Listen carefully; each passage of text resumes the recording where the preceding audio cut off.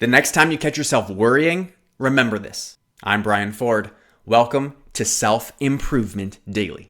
A very natural emotion to feel, which is a derivative of fear, is a sense of worry. You might be worried for someone else's safety, worried that things won't go according to plan and create problems, or worried about the news you're going to hear that is uncertain and has serious implications. Whatever the case, worrying isn't helpful. It doesn't offer any value. In fact, it usually creates more problems. Fear is meant to be an indicator and create awareness for the risk that something presents.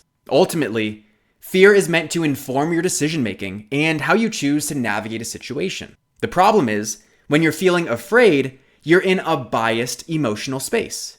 You can't be purely objective about something because your state of mind isn't clear. This leaves you more vulnerable to misinterpreting or misunderstanding what you want to do because you're being influenced by your emotions. But nonetheless, fear is a meaningful data point because it's adding something useful to your decision-making matrix. Worry is different though. Worry is just a chronic, underlying fear that continues to linger after a decision's been made.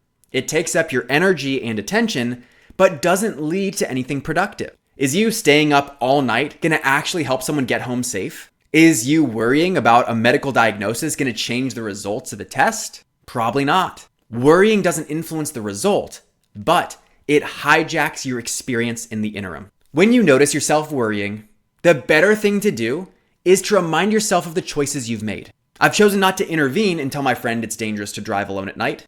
I've chosen to seek 2 medical opinions and make decisions on my healthcare once I have more information. Are there more things you could do for those situations?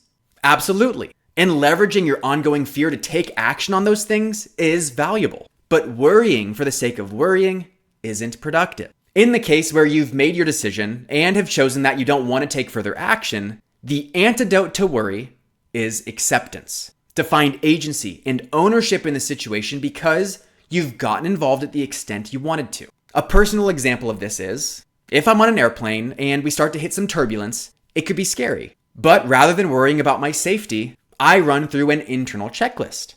Do I want to say anything to the flight attendant? No. Do I want to take over the plane and fly it myself so that I'm in control of my fate? No. Is there anything I can contribute to influence the result of if the plane makes it or not? No. At that point, I accept my fate. And I no longer feel nervous, anxious, or worried because it's an emotion that doesn't serve any purpose. And instead I get grounded in the ways I'm choosing to show up for the situation. Now that's not to say that there's something wrong with you if you worry. Again, it's a very natural thing to do. But what I wanted to offer today is a perspective around it so that you can process your worry and use your attention and energy in ways that are more valuable to you. I'm Brian Ford, and you grew today. Let's do it again tomorrow on Self-Improvement Daily.